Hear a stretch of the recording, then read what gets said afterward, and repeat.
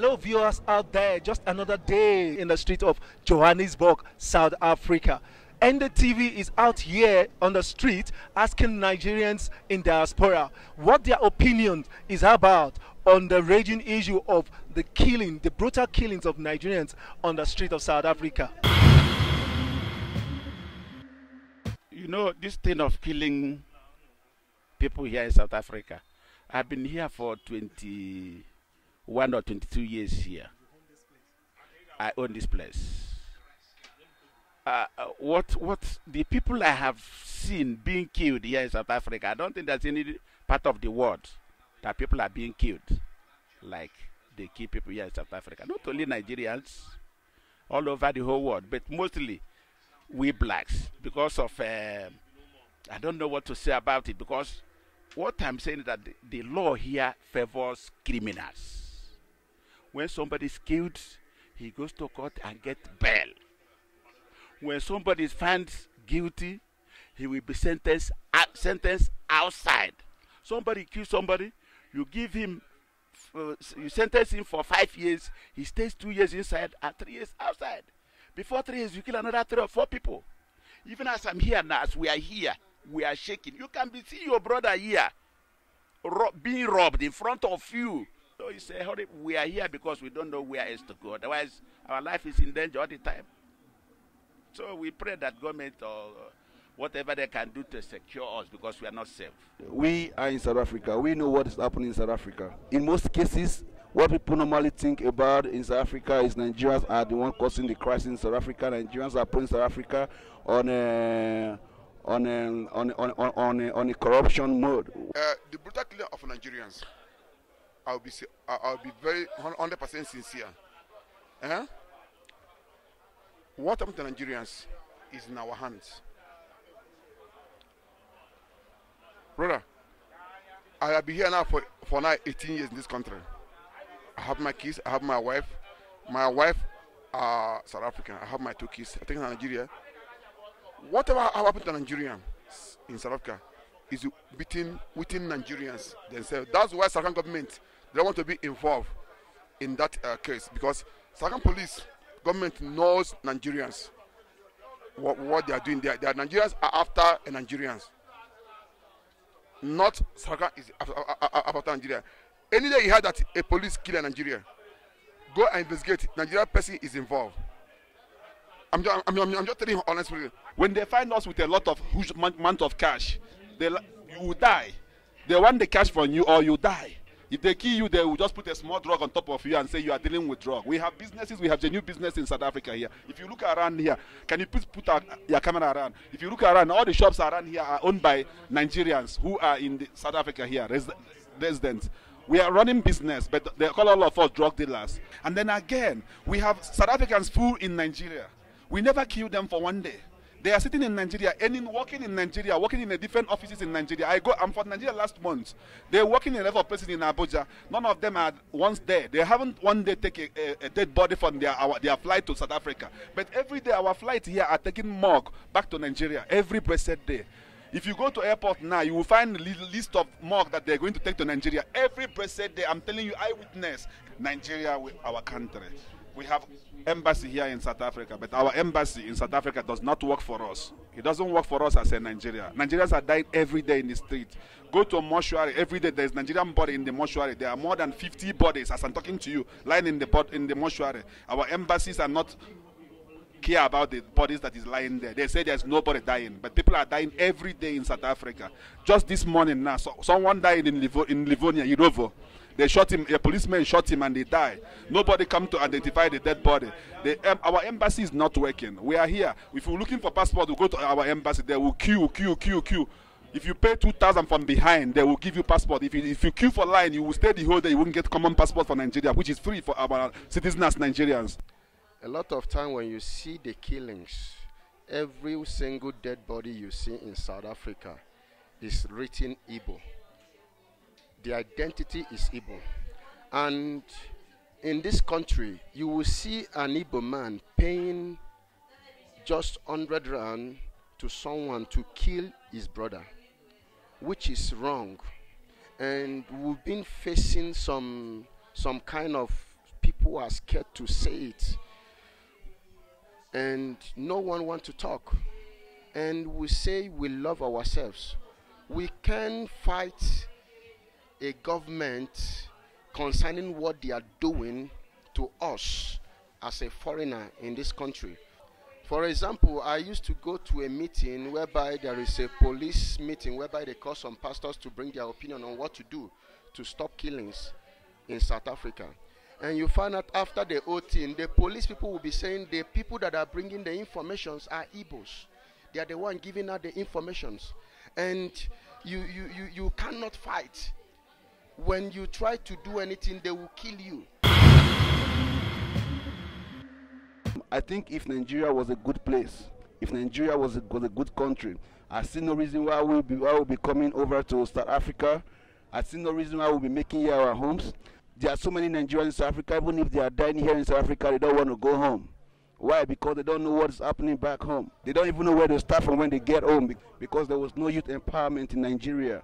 That's the major reason why so many people have refused to go home. Even if they want to die here, they prefer to die here than going home. What I think can be done is the Nigerian government should step into it and talk to South African government to have a kind of debate on what our people is doing wrong, that is causing the police to kill our people without any concrete information, neither than they will bring out drugs and said we are drug dealers.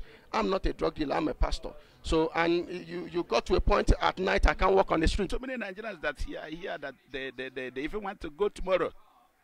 If somebody can say, okay, let me buy you a ticket, or if our consulate or our embassy can say, how many Nigerians want to go? Because people want to go, but they don't have the money to go, because you don't go by air. I mean, you don't go by road, you don't go by sea, you must go by air, which the money is too much for people. So if they can come to say, Nigerians, how many people want to go? Because many of them, they're not here. I mean, many of them, they're here, they're not doing anything. You see, many of our brothers have turned to drug addicts. They're taking drugs, sleeping in the street, doing sort of nonsense because there's no work.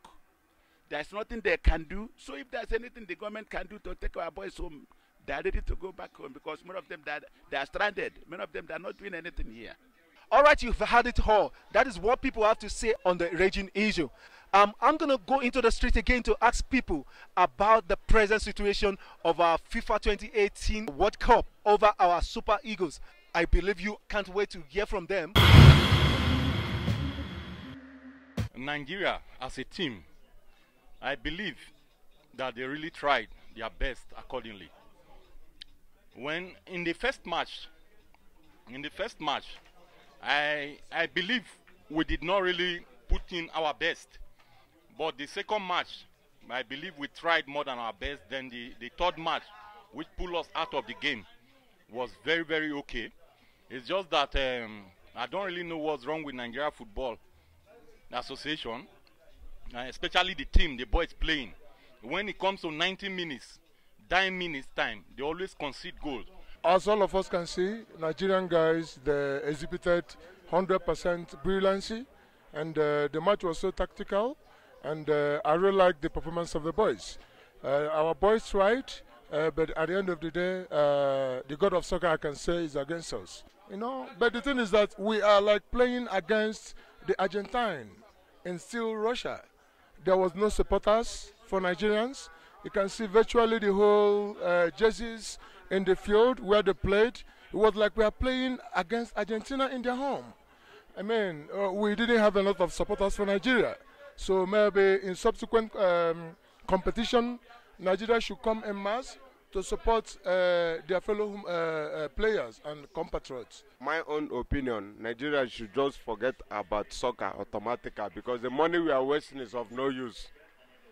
The money, they're supposed to use that money that we are wasting on soccer to use it and help those that doesn't have work, those that are not doing anything. But in terms of this soccer, we just have to forget about it. Forget about World Cup automatic. After we waste the money and go there, they rob us. So it's of no use. Let's forget about soccer. In terms of this World Cup 2018 Russia, to be honest with you, I was not impressed. For one, because you can go in with 23 players in terms of full lineup, and at the end of the day, you played only 12 players. I see a player like Igalo, I'm expecting him to do much, but you can't, it's like a trailer that packed. Igalo is not doing anything. On the first match, I expected him go and meet up the keeper. I'm a footballer, I'm a player, you can see my profile. Look at me. This is me. I've played so many leagues here in Gauteng. I play football. I'm a striker, I'm a top 9. There's nothing like you going there to meet the goalkeeper, like, give him a charge. My man, now mistake they bring goal. Let me clear them to you. Now mistake they bring goal. Not be say you go stand the July, they expect the keeper to give. That mistake they bring goal. No, I'll be honest to you, Nigeria. Man, I look for a good coach, I beg. Our boys played very well. They tried, only that the Argentinas, if you look at the Argentinas, you know they've got people who has been playing for a very long time. There are stars all over the world compared to Nigerian boys. The boys from Nigeria, they are still young. I wish the new NFA can keep these very boys and trade them for the next World Cup. Keeping them doesn't mean that you keep them, not giving them what they need, because everybody needs money. They are men, they need money to look after themselves. They have problems, even taking care of their families. If they can do those things for them, I think by next World Cup we do better than Argentina, because they played, even if they didn't win the match. And another thing is that I think we are being robbed by the white. If you look at that very match yesterday, I think we had about 2 or 3 penalties that they're supposed to give us, but they didn't do that. If that penalties was for Argentina, they should have given it to them, but they didn't give it because we are Africans. I think the African leaders must look into this problem, because this is what happens every time that Africans go to World Cup. They are being robbed. Actually, in my own view and point of view, Nigeria did their best. They did their best. Only that the new technology that the FIFA put did not favor us like it favored the white people. There was a time when we were watching the soccer, we saw when they were having some handball, they ruled it against Nigeria because of color. Racist is still in the world. The world has stayed under racist. If it's a white man who done the offender, they're supposed to rule over him and they give him the penalty, but it was penalty. They didn't do anything about Nigeria. Today, Nigeria did excellently, perfectly well. In fact, I'm impressed. But there is something I saw in that, and that is the coach, the pattern, the formation. You understand, it was too poor. Because I expected when Nigeria draw the match 1-1, I expected the coach could have signaled them to play defensive game. Because what I saw he played was 3-4-3, you know, and Argentina was playing 4-4-2. You understand? Well, in my own point of view, I think those guys they tried to the best they can. I think those boys were not really they are not really experienced. We have just few professionals there. I think that was a very tough and a great challenge to the Super Eagles of Nigeria. Yeah, what I will say about Nigeria football, NFL, the Nigeria players, they did well, but the FIFA robbed us. Because our boys are good. Because now they say they create a new technology, which shows that once a referee see all did wrong, people in the room. But yesterday, what happened? That first penalty is a penalty. The very one they kick the guy on the head. Then the second one, they use hand and dodge the ball. That was a penalty. Then people in the room tell the referee that is a penalty. But the referee went direct to that area like this, say it's not a penalty. So this happened again to Morocco, to Egypt. So now what we have to do now that I can feel that the Europeans hate Africans. For my own opinion now, if we Africa can unite and tell the world, the Europeans, the FIFA, we Africa will no longer come to a World Cup, except we have people, Africans in the World Cup, in the head. People in that room, because in that room, they say they have new technology. No Africans there, only the Europeans. So if we tell ourselves the truth, let Africans unite and tell the world, the Europeans, we are not coming to World Cup until the Europeans will give us our own space in the World Cup. Africa must open eye. This is what Hitler, what he said about he will use Africa as a farm. Then Gaddafi and and the Mugabe. I love them. They are two strong people we have in Africa. They say let Africa have one money and don't have a border. Let's be one and challenge the Europeans. So now if now the Africans agree, let's start going to World Cup. Apart from corruption that is rocking the Football Federation of Nigeria, I think the best thing they have to do is, like in the olden days, they used to organize some sports activities like inter-house sports, like some competitions. That is where we see the young lads that plays football. Then from there, the scouters go there, see the guys that are playing, start grooming them. Of course, fund money on them. There's no continuity in Nigerian football, no academy. Like when we were young, when you go to primary school, they organize inter-house sports.